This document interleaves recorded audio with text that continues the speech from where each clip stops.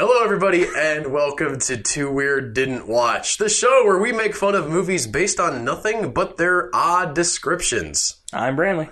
I'm Albert, and as we enjoy doing sometimes, we're going to tie in with a big Hollywood release. I think the majority of our episodes have been themed. Nah. Yeah. Nah. Maybe recently. Definitely recently. The first couple were just whichever ones we could find. It's fun, though. To be fair, it's easier to find them if you look for them in clusters. Yeah. And so just by how I have them in my little text document about you, but they just wind up being themed that way. So, A24, releasing It Comes at Night this week. We're going to review... No, not actually. Movies about nighttime! No, for real. We're talking about The Mummy, starring Tom Cruise. We're not talking about that one, though. Movies adjacent, kind of? We're going to talk about movies with mummies in them. Yes. Brantley has pulled up our list, very helpfully. All Brantley, right. take it away. Well, the first one we have is Blood from the Mummy's Tomb. Okay. Which is Hammer horror. Which, to my knowledge, is the first Hammer horror we've done. And while we're not here to talk about Dracula, this is loosely... I want to emphasize... Empathize? I can't say the word. You say it. Emphasize. That one. My tongue. What do you want to emphasize, Brantley? That this is very loosely based on a Bram Stoker novel. Oh, yeah? Which one? It's like the 7 Gems of something. Okay. Or 7 Blood Gems, something like that. Those of you who are fans of the 7 Gems of something, like Bram Stoker. Look, not all his titles were great. He took them all to decide on Dracula. That's just because he heard the name and thought it was cool. Actually, originally he was going to call it Count Vampire. Anyways, Blood from the Mummy's Tomb. All right. On the night before her anniversary, Margaret Fuchs... Fuchs? Sure. Receives an ancient Egyptian ring with a red stone as a birthday gift from her father. Because that's the responsible thing to do with ancient Egyptian artifacts. Just hand them out to your family. Back in the day, Egyptology was a lot more loosey-goosey, though. It was tomb raiding. It was, like... literally blowing holes in the side of pyramids to and get the stuff taking inside. home pieces of mummies to grind up and eat. And paint with. Yeah. There's a specific color. I can't remember what it's called, but it's just literally ground up mummy. There's also an obelisk that the Egyptians just shipped over to England. They're like, here you go, you guys conquered us, so have a big pointy thing, I guess. So her father, Professor Julian... same last name. Fuchs. Futches. I'll say Futches. Okay, Futches. Okay. Margaret has frequent nightmares about an expedition in Egypt with 5 members, including her father, finding the tomb of Queen Tara, an evil sorcerer with a severed hand. Okay. So she's like, she gets this thing, she starts having nightmares. Assumably she doesn't know about the actual expedition, because that would be a good way to just... like, put that to bed right away. Yeah, it's just, you're worried about your dad. Understandably, it's Egypt.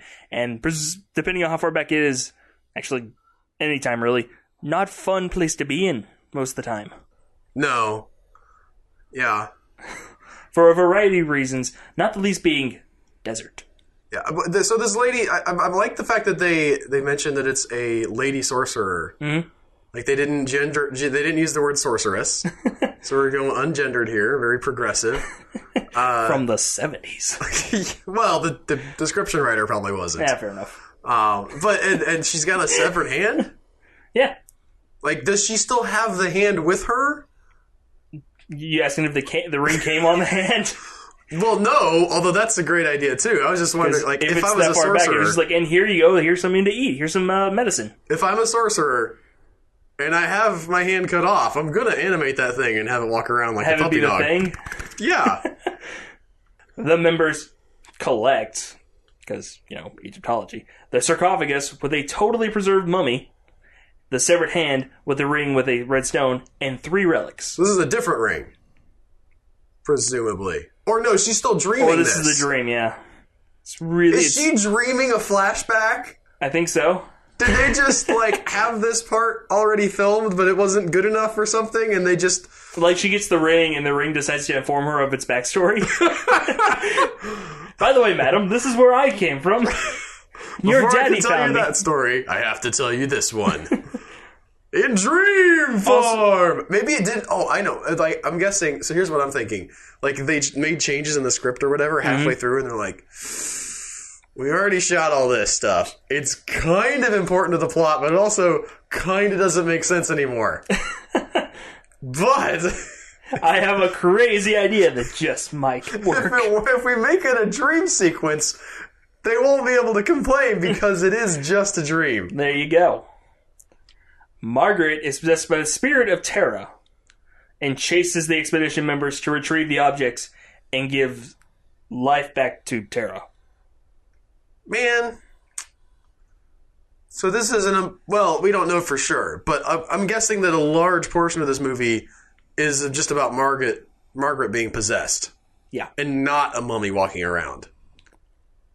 I mean, I'm picturing like she gives life to the mummy, but the sorceress is still kind of a mummy. Unless well, yeah. And like so I think I get what you're saying. I think eventually there will be a mummy, but we have to get there. We have to watch random people, normal people, it'll be like murder the each inverse other. of the original mummy. No, the original mummy had so much of that as well. Well, okay, he wasn't. I guess he was up and walking around. No, I mean like he was actual proper mummy for like 5 minutes at the beginning, and then he left screen and came back as a dude. Yeah, it's just like, Boris Karloff now. Allow me to pontificate and stare at you creepily, because that's what he does. That was such a bummer, because that opening scene of that first movie was so great. And where he just gets up, walks away, and the dude just loses his mind. Yeah. Renfield just snaps. Well, also because you know it's coming. Like, you're building up to that. Yeah. And then there's just like, there's this sort of, not like truly horrifying, but you have that kind of quality of, I'm kind of getting nervous about this, what's going to happen? And then the rest of the movie's terrible, in my opinion. Hate it. Hate it to death. You just want the mummy to walk around and eat people. Hey, he doesn't have to, you could kill them in other ways besides eating them. So you want the 90s, early 2000s mummy? Maybe. I haven't seen that one, so I don't know if I want that or not. He's the mummy. The whole movie is him building up to being fully human again. And he has to consume people for that. That I can get. That movie's rad. Fine. The first one. Second one's kind of dumb. The third one, really? Just the third one's the only one I've ever seen. Yeah. It's kind of in it. It was. It's remarkably mediocre. Is that the end of this one? That's the end of this one. I'm disappointed. Mummy movies continue to disappoint me, Brantley. This does not sound like what I want to see. All right. So you want to move on to our next movie? Let's spin the dice again. Now you've only spin dice. I don't know what you do. Let's roll the dice. You roll them. Yeah. As a D&D player, you should know this by now. No, but what is the thing? Let's try again. Yes, let's get another one in the hopper and see if it satisfies. Okay. Now you've seen the original Mummy. Yes, I have. But you have not seen the sequels. I have not. Well, we're going to talk about the first sequel. You know how the first one... This is going to be my ranting. I saw this thing on Twitter that had a picture of the poster from the new Mummy. Mm-hmm. And it had a poster of the older one we just talked about. And it said, here's an idea. Let's take this fun romantic comedy and make it a generic action movie. My response is, let's take a horror movie series and make it a fun romantic comedy. And before that, let's take a deep, dramatic, and sad romance and make it into a horror movie. This is what I was talking to you about, where you can cookie cut and put the monsters in any plot. Yeah, I guess. Because they're just there. It felt like there was more weight to it, though. It felt like in the old days, when you were talking about the original Dracula, the original Mummy, even if they were bad, there was a certain level of, these are actual supernatural things that are happening, and we believe in supernatural things because we haven't scienced ourselves out of that quite yet. And so we just allowed to be creepy. And in this one, it's like, yeah, but we need, like, more action, and, like, what if there was science behind it, kinda? Guys, right? Science. Is there going to be science in the new one? Yeah. Because this is it's one of those, like, magic is science things. Okay. Like, they have a science of magic. Well, I mean, Egyptian magic, to a point, most magic follows a set rules within itself. Okay. Like, even Harry Potter, there are set rules. This is how magic works. You have to go to class to understand it. Which made me laugh in the first book when he's just like, I thought it was just going to be saying funny words and waving a wand. But no, there's homework. Yep. Anyway, so the first Mummy movie, Imhotep comes alive, tries to get his girl. Right. The sequels ignore that.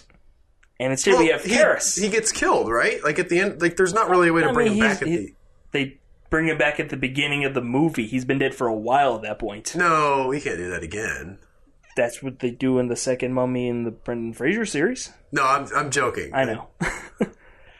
So, in Cairo, as you do, that's the only Egyptian city that anybody knows.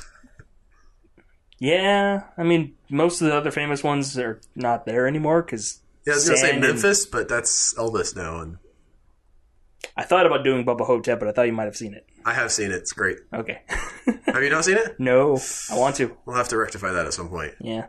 In Cairo, archaeologist Steve Benning unearths a vase, or vase, one of those, that he believes... You can pick your pronunciation on that one, Brantley. I will not correct you. I chose both. That he believes could lead him to the ancient tomb of Princess Ananka.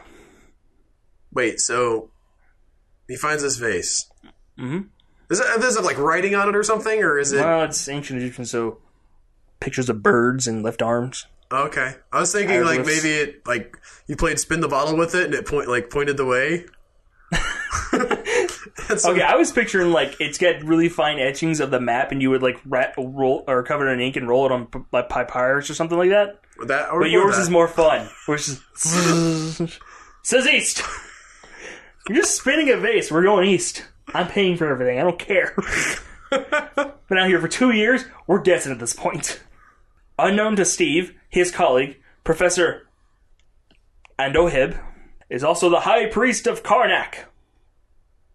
Casually, on the side. He also came in as Professor of Egyptology.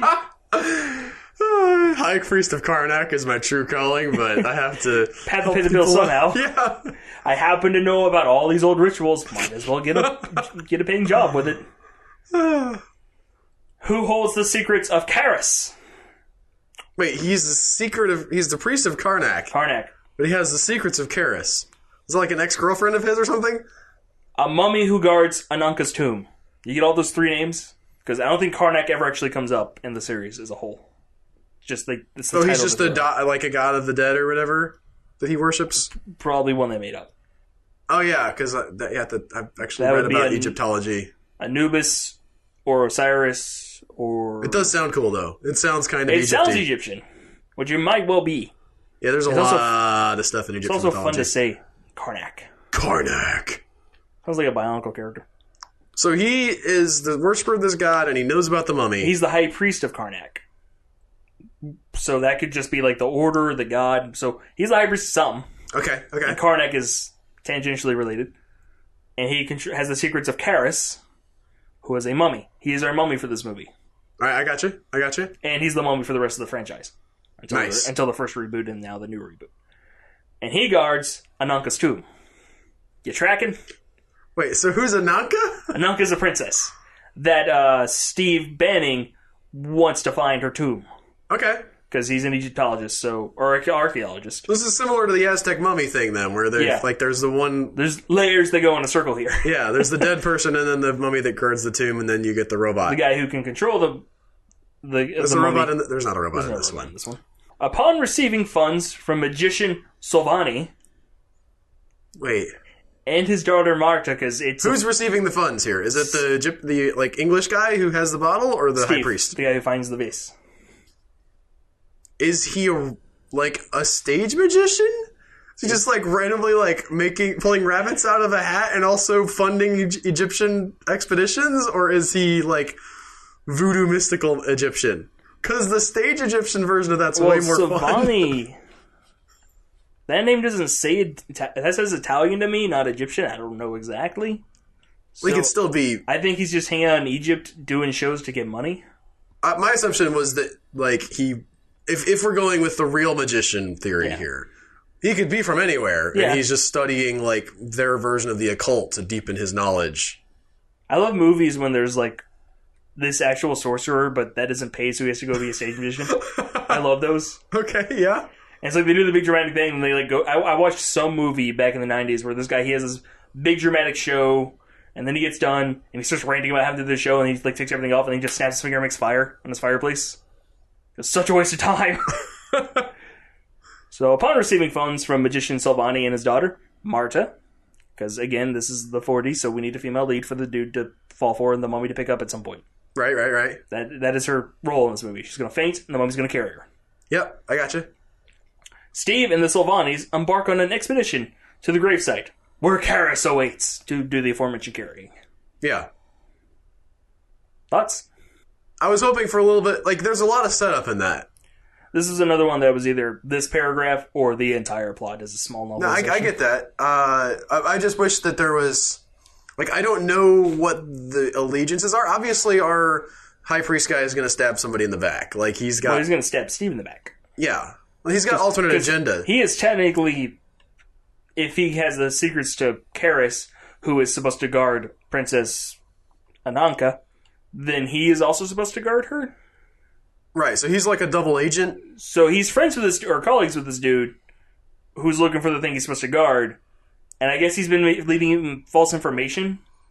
It would be... Which would be a good way to do it, actually. Yeah. No, I think that it's actually really on board with his plan. I wonder how the movie spins it out, though. I wonder if we're talking about, like... So there's a couple ways this could go. Either, like, right off the bat, we know that he's crooked. Mm-hmm. Or it's a big reveal at some point. The way the description read, it seems like we know right off the bat that he's crooked. Yeah. I mean, the characters might not know. Yeah, well, obviously, I would assume not. Yeah. Or at least they wouldn't understand the implications. But I do want this to be... I want more of a reveal or some Hitchcockian... Is that a word? Suspense. Hitchcockian. Yeah, I want some, like, play it either way. I'm worried the movie does neither. I think that it's just like, yep, he's a bad guy. And we're going to the tomb now. I mean, how much suspense is there depends on whether or not they bring him along. Oh, they definitely bring him. He's got to be there, right? I mean, he could be there as the priest. I guess. I mean, and then you get the scene like, why are you here? Decided to see if you were right and just happened to get here a little bit before you. And the mummy comes in.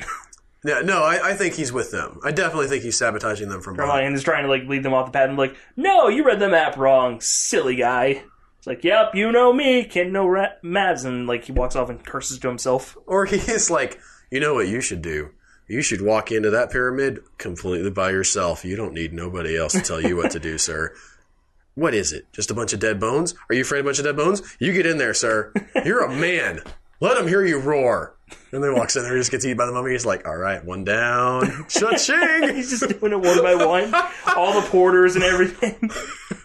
Hey, have you seen Steve? I think he went into the mummy's tomb. I mean, just the tomb. No, mummies aren't always alive. Egyptians. Yes. Yeah, there would probably be a mummy in there, man. Wouldn't that not be the worst if you had a mummy movie and it's just like, yeah, it's just dead the whole time. I don't know what you're talking about. That would feel very ripped off. It's just literally like it's a semi-documentary about Egyptology. It's just like this romantic comedy, but they just happen to be breaking into a tomb. I'm trying to think of the title now. The Mummy and Marge. Death and Love in Egypt. Yours sounds more impressive than mine. What's our final movie for this week? Our final movie has a very boring title, but a really cool poster. Okay. The Awakening. Okay. That's not so bad. And that's like Denis Villeneuve had The Arrival, or I'm sorry, was it just Arrival? I think it was just Arrival came out. Like, one-word titles are fine if you have a good advertising campaign behind them. That's fair. If you're, like, what you need fancy titles for is if you don't have that, and you need people to know that you have a robot T-Rex fighting an alien squid. Is that a movie? I'm just throwing stuff out there. You're throwing Probably, yes. things out that I really want. I get that. That's what I'm saying. That like, but you only have it for like 5 minutes. But you put it in the title: Robot T-Rex versus Alien Squid. Whereas if you're, fancy schmancy, you can just be like, Space, the movie. So Interstellar? What? No, it's about like. Well, that's Space, the movie. No, it just takes place like in this small home and. Technically, every movie takes place in space. If you want to be like that. No, it's like you're not wrong, but you're kind of a dick if you do that. Our space movie, where it takes place? Kansas. Also Interstellar, by the way. I have not seen that movie. Oh, yeah? Don't plan on it. You're not missing that much. So, The Awakening. English archaeologist Matthew Corbeck, parenthetical, played by the emphatically American Charlton Heston. All right, yeah. Which made me laugh when I read that. Him and the John Wayne version of Genghis Khan. Yeah. Getting along fabulously. Undertakes an expedition to find the tomb of the Egyptian princess, Kara, not to be confused with Tara, and Karass from the last movie. Yeah, why is it that screenwriters of this era, and I don't know when this came out, maybe it's way back. Why Charlton Heston is heyday, so 60s, 70s, somewhere there. Why did they all have K's in their names? Because K is a cool letter. That's why Kodak is spelled like that. It was the guy who came up with Kodak's favorite letter, so he put it at the beginning and the end, and they just filled in other letters. Okay. That's literally who came up with the name of Kodak. I mean, it's like, I like K's. It's going to start with a K. Put another one at the end. Yeah. Now what? Some other letters. And then, he's just like, now what? He puts a third K in the middle, and he's like, that's too bad much. move. That's too much. How about a D? That's like a weak K. O and A. Those are some strong vowels. So, Princess Kara, despite his awareness of a nefarious curse, as opposed to those friendly, happy curses. Yeah, I think those are called blessings. Yeah. That is said to befall anyone who disturbs the tomb. Because if you disturb a tomb, you'll die eventually. That is true. Yeah. I love the King Tut curse. It's like everyone who's messed with Tinkuk. Tinkut? Yeah, that has died. Yeah, people tend to do that. Eventually. Yeah. It'd be weirder if they hadn't at this point. That would be interesting. At 93 on his deathbed, the curse finally came for him. He had pneumonia and died peacefully in his sleep. The King Tut curse. 18 years after Korbeck's discovery of the burial site. Again. Which presumably he did. He was just like, he's living his life out just fine. He's like, no, there's no curse. Guys, it's been 18 years. I'm pretty sure I'm fine at this point. And the mummy's like, oh yeah? I love the idea of every little minor infraction that happens to him. It's like, it's the curse. Like, guys, it's just a parking ticket. I parked poorly. They overcooked your burger? The curse? It's a restaurant. Screw-ups happen, man. His teenage daughter, who was born at the very moment of the tomb's violation. That was convenient. How exact? Like the second they broke ground? So, yeah, also he's talking about, that'd be a really cool and disturbing scene. They're digging into it, and then the wife's going into labor at the same time, and they keep flashing back and forth. I could see that. I like what you're saying there. However, birth doesn't happen in a moment.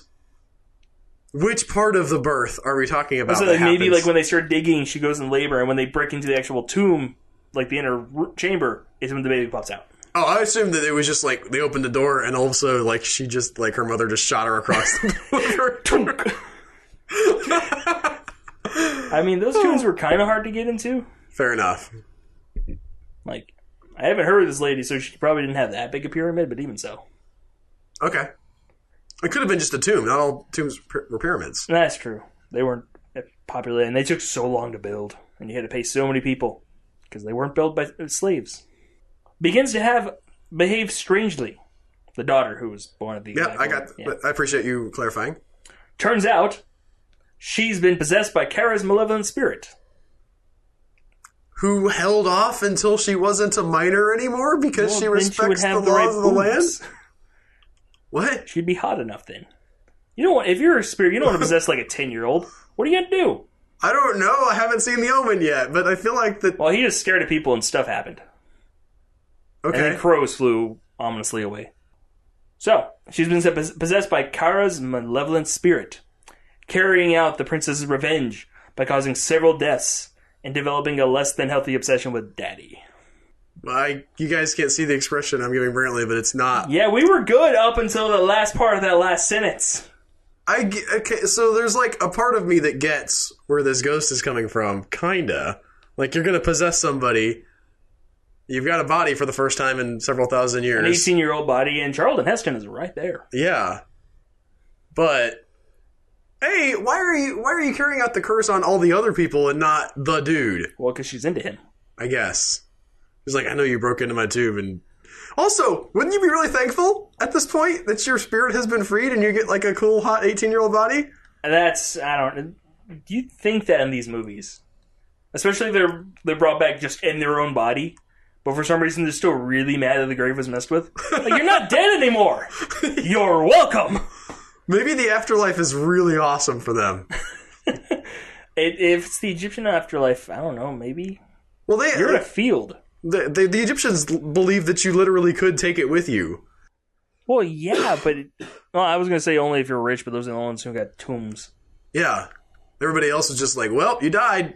You're, I guess, walking naked through the afterlife now. Yeah. They must have buried him with some stuff. If you believe that, you got to be like, you have your clothes, yeah. And here's whatever money you were able to save up at your station in life, and some cool trinkets that you liked a lot, so that you won't be lonely in the afterlife. I mean, they just didn't entomb your cat, because you probably didn't have a cat, to be fair.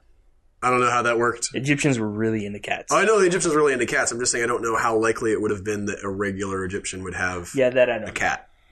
I know do more tend about the to mythology breed a lot. I know more about the mythology of the gods and the kind of sort of demons and monsters they have. Don't really know a whole lot about actual Egyptian life. Well, it's been a long time.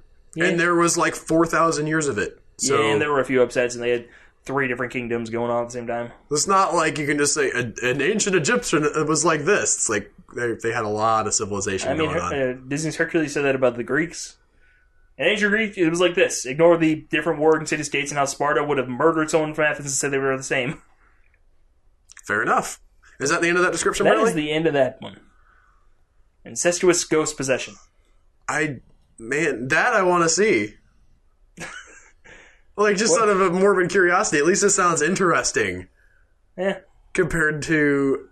I've forgotten what the first one was. I was not impressed. The first one was a ring that tells its own backstory. Yeah. And then the girl's possessed. A lot of possessions happening here. Again, not really much of a mummy in this movie. Yeah. The only one we really had that had mummies was the mummy's hand. And he has full bandage. I've seen pictures. Okay. Which is where we get the normal picture. I'm worried we're going to do that with the new mummy as well. Like, she's going to be dead, and she's going to be back, and there's, like, the one sequence that's from the trailer where maybe it's a dream. I mean... Where he's got the rats coming at him with, the twisted-up mummy. That's probably not even her. Probably a servant. Could be. I mean, unless it's when she first resurrects and gets her body back. I mean, pretty much all the pictures from that has just been a pale, hot chick. Yeah. Sometimes with 4 pupils. Yeah, Tom Cruise gets the 4 pupils as well, at some point. Yeah. Spoilers. I mean, she says, I want you to see you'll see what I saw, so I think she's kind of into him too. Okay. Who exactly is he playing in that movie? My hope is that it turns out to be a Dracula character. Oh, yeah? That the curse that she casts on him makes him immortal and he has to drink blood. Man, I had so much hopes for Dracula Untold, and there's a lot of that movie that's really good. Yeah? But it makes the same mistake from Maleficent where it's just like, and good guy, still. Yep. It's, Dracula, who's kind of known for being the bad guy. Well, yeah. And 90% of the adaptations in the original novel. He's still seen as a hero in his own country. Vlad Tepes, yeah. Yeah. He also, murdered a bunch of people and stuck them on pikes. Yeah, you'd have to... he's a Genghis Khan type hero, where he does lots of really bad things, but he's super competent. Some Muslims came to talk to him about being kind of crazy, like, we don't want to go to war with you, but we would like you to calm down, too. It's like, okay, take off your turbans. We can't do that with a religion. Okay, so he cut off their heads, had the turbans nailed to the heads, and sent them back asking for someone more polite. He straight up did that, because he was crazy and kind of awesome. But not because of that. No, murder is bad. Not because he killed Muslims. We would like to be clear. But because there was an invading army into the Western world, and he was just like, yeah, you're going to stop here. And he stopped them flat, because he was a psychopath. Crazy guy. Yep. Not a movie about him, though. Nope. That'll do it for us this week on Too Weird Didn't Watch. Thanks, everybody, for listening. If you like this, tell somebody about it. We don't do any advertising or anything. Word of mouth is our only way of getting around. And fix that. Well, you do it then. Okay. You're going to advertise to somebody? Take out a billboard? No. Yeah, I didn't think. People are annoyed that they're blocking the view. We'll see you guys next week. Take out a billboard for us. Bye.